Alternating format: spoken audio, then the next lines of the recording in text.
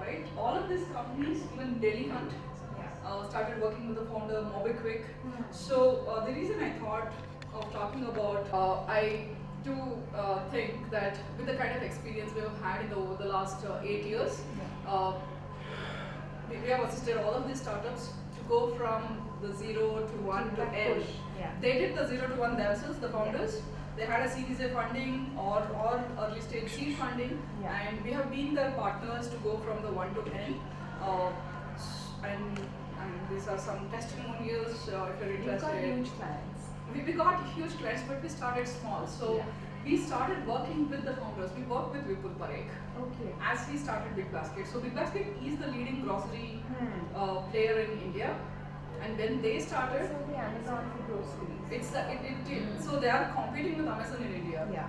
Right? But we started working with the founders. So I think I would be able to, it might be we can just, because we're just a small group here, I could do this as a back and forth exchange also as to how did this happen.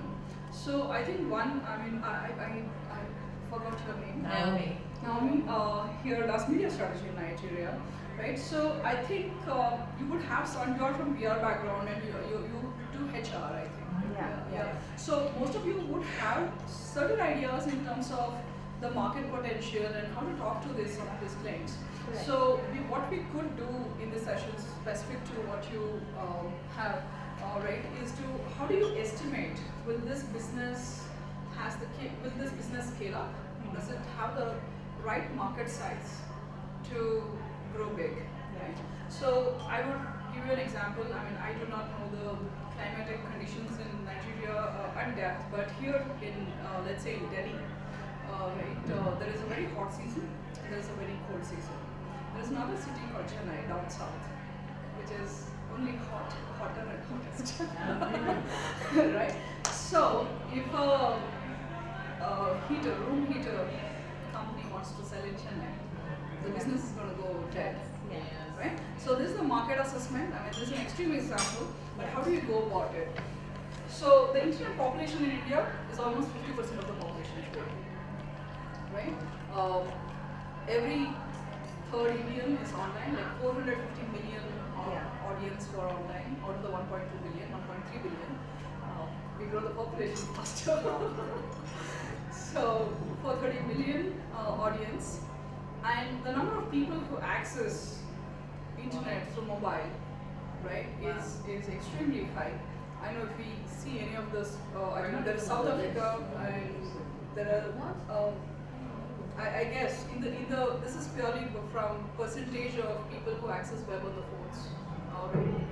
Mostly the countries who had a head start with respect to internet penetration. But India superseded all of them.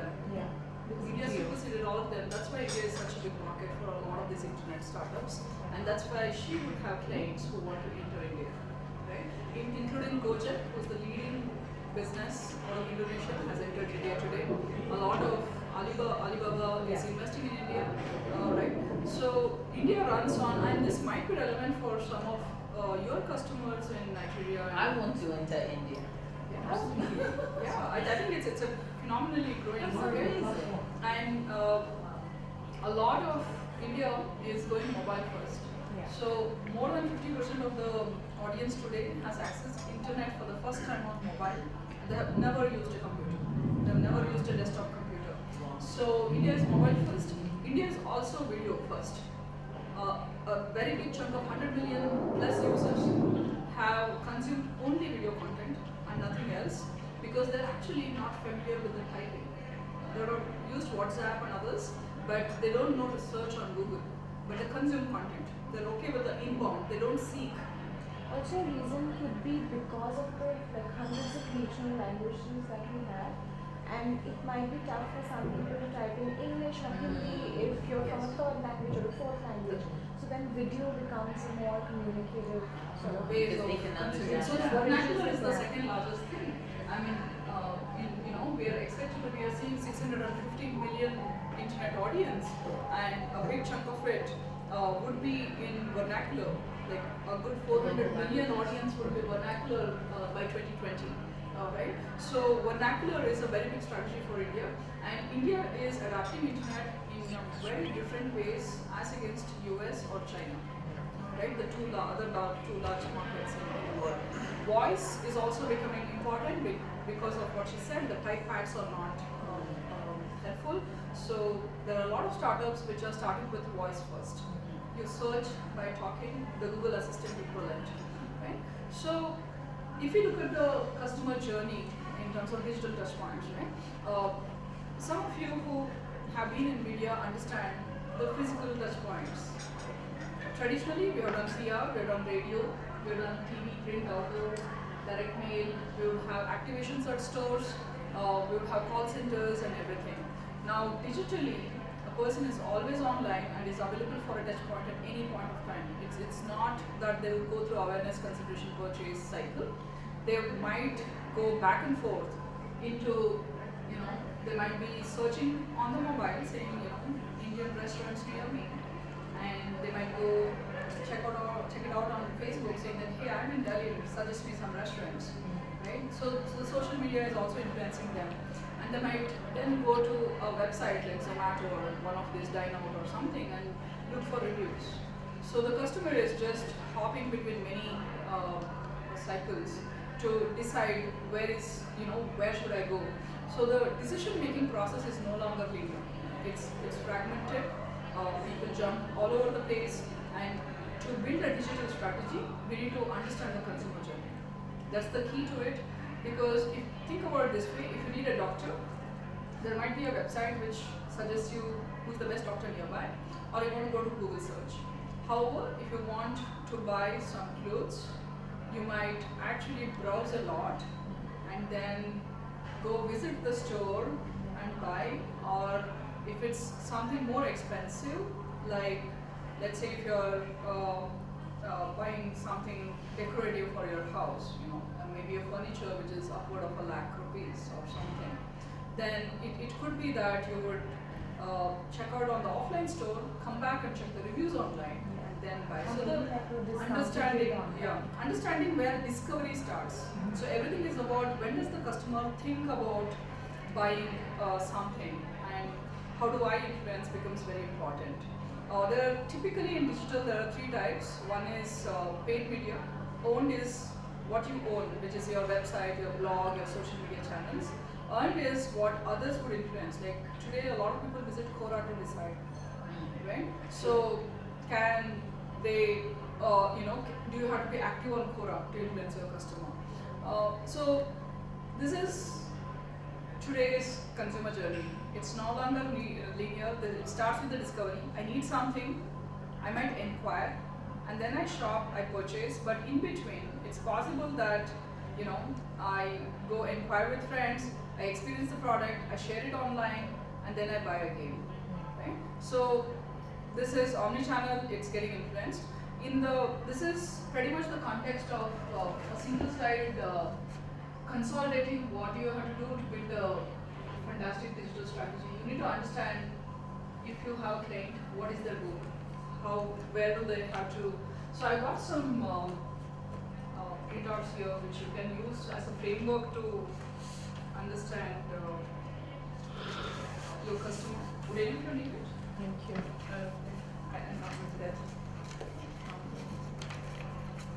So it has just 2 or 3 simple things to do. Think about 4 different profiles of your customer and understand the consumer journey there.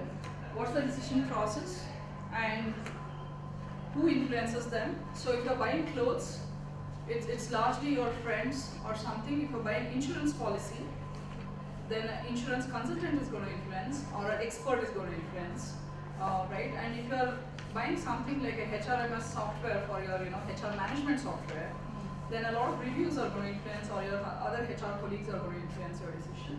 So understanding who is influencing and whether you have to be on Quora or Facebook or Instagram, understanding which channel. So building this entire media strategy is more of this nature.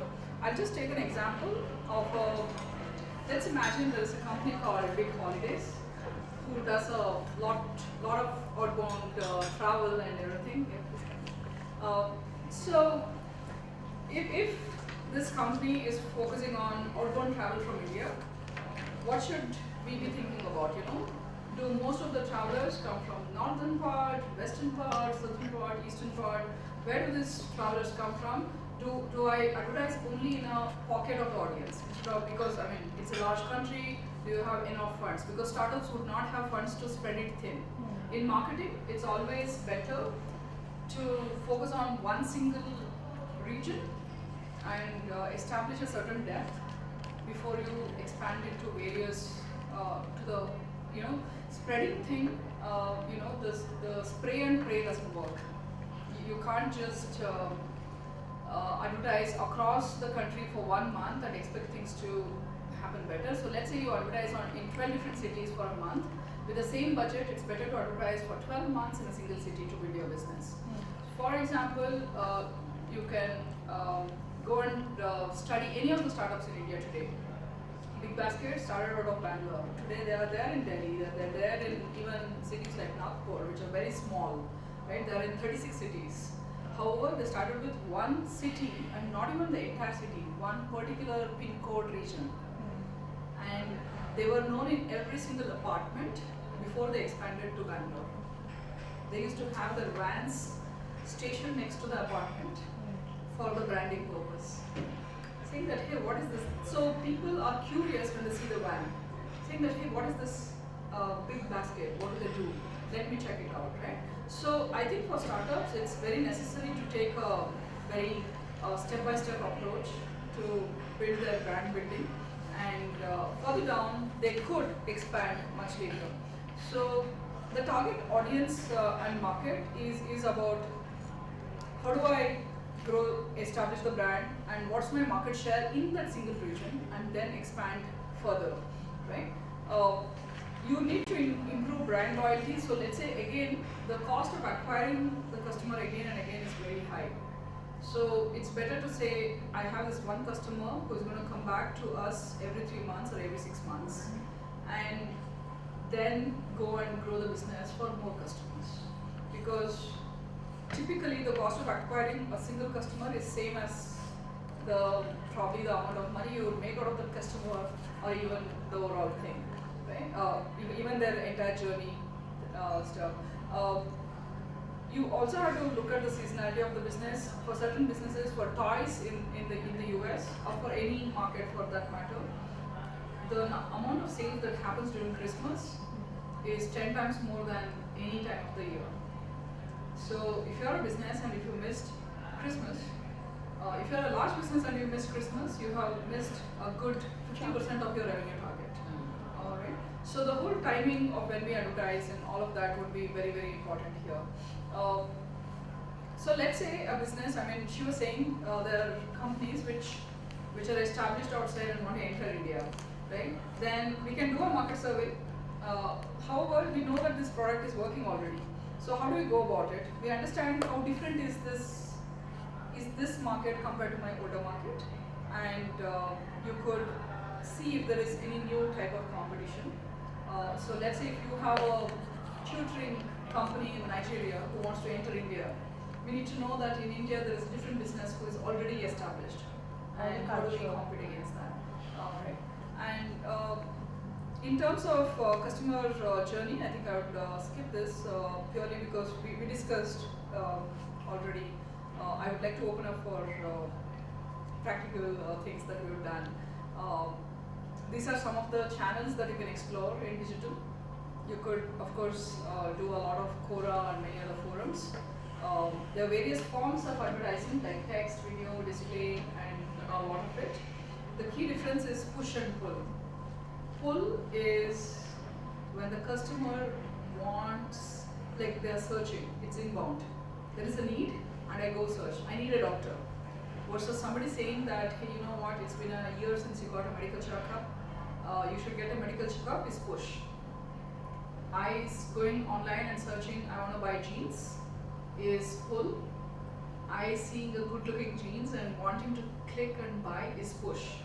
Usually impulse buys like jewelry, a lot of things we women buy is impulse buys, right? I mean, men also do the same. It's a bias that we think women buy more.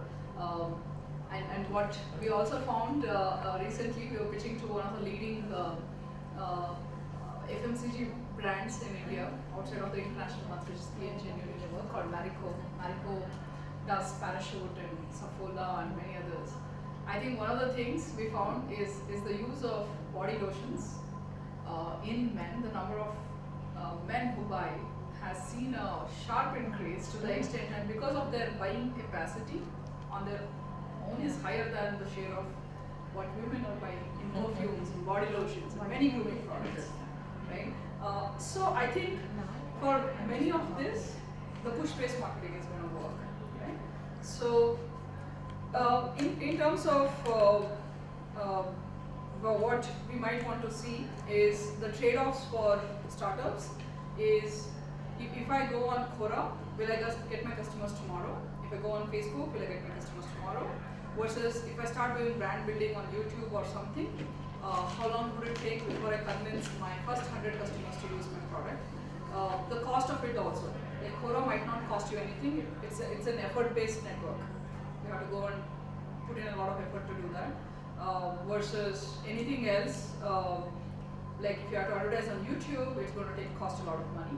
So for a lot of startups, it's a trade-off between what's the time it will take to get your customer to how much is the cost of it and all of this, right? So I think I would restrict this from the thing. I would like to talk a bit in terms of if you have specific scenarios where if you have to establish your business or something, if there are any questions, I'd like to just answer those. Right? If you were to think of entering India, what is that business going to be, and maybe walk through that. I think the printout kind of comprises that. It kind of primes you into that thought process of saying, what does your customer do? Who is your customer? And where are they? And then you should be advertising where they are. If they are in malls, if you want to advertise for perfumes, you know that the same audience is in malls. If you want to advertise for a education gaming app, they are near the schools to pick up their kids. They are visiting a lot of kids' clothing shops, right? You should be advertising there. So it's about where are the customers and you advertise from there, right? So I guess that's probably. So I do have a question. So for me, it's a little, I wouldn't say hard, but most of what I offer is service based. Yeah. And so I don't have like physical products, so Right. to speak, Right. like Yes. like the big basket or body lotions and all of that. Sure, So for service providers, what are the options? Because I'm finding it hard to think of what is But marketable. is the customer a business or is the customer an individual? Okay, so more an individual because I'm a certified coach and Yeah. I'm a storyteller. Yeah. So there are like two parts to what I do in terms of helping people tell their stories and also showing people how to use digital platforms, social media Yeah. to connect with the world. Right. So those are the two things I Sure. do. So again, let's think about the pull and push, right? When would people think about storytelling? Right? There are two scenarios in the business context. So when we do marketing pitches, storytelling becomes extremely critical. You need to understand your audience and come up with a story is very powerful because I did a storytelling session at our office the other day. If you ask how many of you remember mixed fractions and multiplication, most of the students and even elder ones, right, would say, okay, I need a little time to remember. But if you ask about the hare and the tortoise, everybody remembers, right? A story is powerful. If I had done the same session without the PPT, if I had transported each one of you as to how Big Basket started in India and became the largest grocery shopping company in 6 years, in straight 6 years, they became the #1 company in India, and in neck-to-neck competition with Amazon, which is a global leader. Right? Now, if I had transported you to that, I think you would have liked the session a lot more, right? So there are business users for storytelling, and there are parents, there are teachers who want to teach in school, right? So that's the first question there. Who is your customer? Right? And what are they doing? So a lot of marketing organizations, a lot of management consultants would want a storytelling session, would want to learn how to tell powerful stories. Right? You might want to think about, so marketing consultants, management consultants, business leaders. You did a wonderful job on the dais, and I would consider it as you having gone through a formal storytelling session, right? An equivalent of that, which effectively means business leaders, speakers, and school teachers. So let us say these 5 customers. Now, where are these people? So if I have to look at business leaders, most of them are on LinkedIn. And can I run some advertising saying that, hey, here is a powerful way to do your speech, right? And give a very visual way of doing that. Or write a very strong blog and put it up on LinkedIn. Alright, so that's the way to reach your customer. So if it is business leaders, they're on LinkedIn. If it is school teachers, where are they? They're probably browsing for teaching aids. They're probably browsing for lesson plans or interesting ways to talk about their subject. So how can we reach to these teachers? So we might have to advertise on search. Okay, or we might have to tap into Quora or something of that nature, a forum where teachers are exchanging notes and say that, can we put it up saying that this is where you could find your audience, right? So where are they is the second question, and how do you advertise? Is a visual format better? I think for storytelling, something like if you were to sell a storytelling service, the simple question that I said, how many of you remember mixed fractions versus how many of you remember hair and tortoise? Right? And say that's the power of storytelling and you should know it. It would be a very powerful ad, and you should probably just work out your ad copies, which can be read in less than 15 seconds to 30 seconds. And that's the curiosity built up. And how do you advertise? That's the curiosity built up, and then you take them into the journey. So the attention span is like 15 seconds. Yes, so usually the attention span is very, very short on the internet. On a print medium, you might still stare at it based on the color, the print, and everything. Even the attention span on print is small if you think about Online it. it's about Except for 6.7 TV, seconds. the attention span on most, so these are called lean in and lean back mediums. Okay, so when you lean back, you are relaxed, you have physical inertia to switch your mind. So you watch TV by leaning back. You lean in when you are using your phone. Lean in, the attention span is short. Anything lean in, if the attention span is short, you are focused and you don't want distractions. And so if you're doing an advertisement on TV, if you could, as a startup it would still be hard, but if you could, then of course you can tell a story in 20 seconds, an interesting thing. Even if you do, let's say, some advertisement on YouTube, maybe you should be talking. So recently in India, so YouTube has that skip ad, right? So somebody hacked it by saying, I think they got Deepika Padukone or one of the celebrities. Even if it was anyone else, it would have worked. Yeah. So there's a very boring talk happening, let's say like the first part of my talk, and they say, okay, are you still here? If you're here, you should skip the ad and go to my website. So people skipped. When you skip an ad, you don't pay. The advertisers don't pay. So the ad actually says, skip my ad. Alright. It's a long 1-minute ad. What It's an an ad without awesome way of not paying, still getting your job Exactly. done. And the creativity in the advertising, right? So in advertising, previously with TV, the only way was to be interesting. Today, you could be smart on the data. As I said, you could restrict only to school teachers. You might not want to advertise for the whole of the city and still build a business, right? School teachers need storytelling in classroom. Students get bored. So let's do this, right? And once you establish with school teachers, maybe you can go to management consultants or any of the marketing consultants. I think that's where programmatic buying comes in, right? Yeah, so a lot of that is just smarter buy and not necessarily a creative buy. Okay. Okay, but the whole scene is changing today. So it's almost like I could talk a lot of numbers and establish my credibility, or I could be very creative and talk about it, right? So initially the market started with creativity. However, over a period of time, the numbers took over, and we have stagnated on the numbers. What we do as an organization, 5 other agencies do on the numbers. So creativity is back. That's where we are seeing this very interesting ads on TV, on YouTube, everywhere. Where one of the ad would be like, all eyeballs rolling.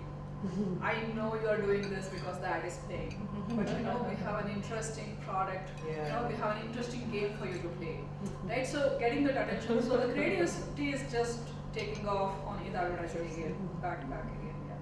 So what's got to do with this long YouTube ads, which lets you skip within like 5 seconds?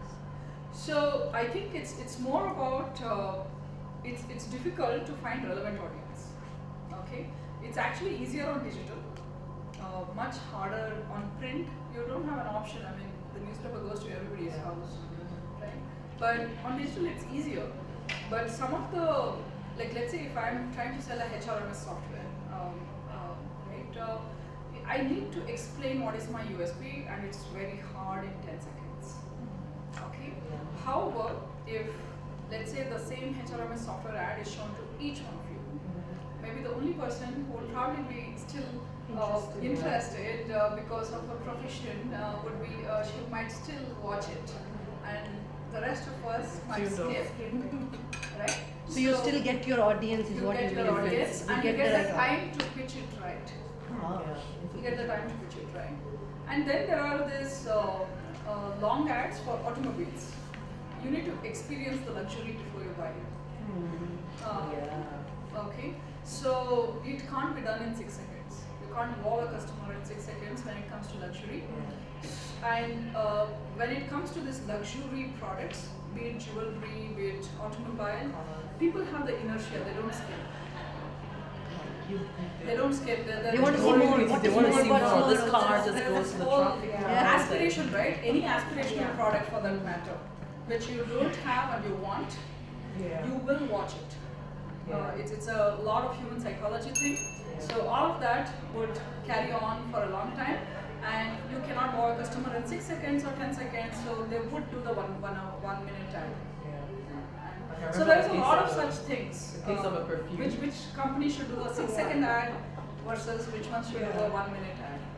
Beautiful perfume. They show the body of the perfume. The next thing you see a guy who is jumping off a cliff All the time. all the way to a very lovely jacuzzi. I have a question.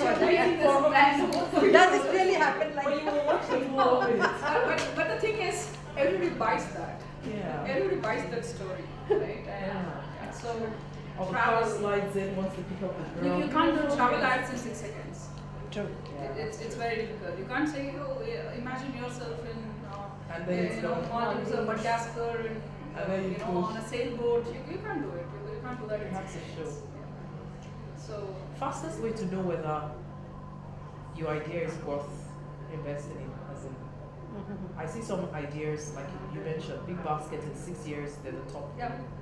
But then there are many other ideas, startups that start up, but Yes. they don't pick up. Then, How do you know what it's not going to pick up? Just go do something else. So there is a lot of science even in terms of the startups, right? As I was telling in the beginning, you can't do spray and pray. You need to focus on one area. You need to do your market validation, saying it's there. Then you need to understand if there is a market for my product, right? If it has to be big enough. And with respect to startups, there is a lot more thing than marketing that plays into the cycle. I mean, the funding has to be right. I mean, see, a lot of companies, once established, they do well. Till then, they're loss making. The user base becomes very important, or economies of scale.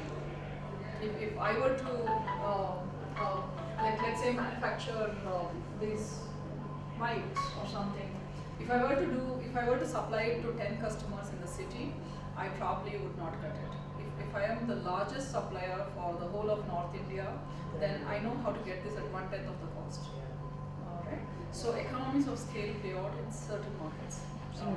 And hence, I mean, that's a very large topic. I can take it offline now since we have We were lucky enough to work with a lot of startups who eventually became large in India.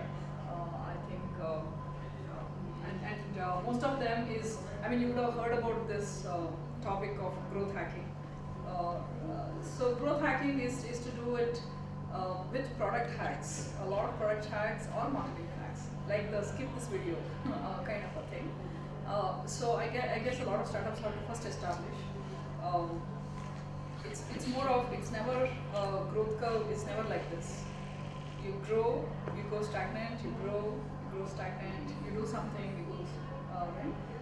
So yeah, it takes a little time to go. Yeah.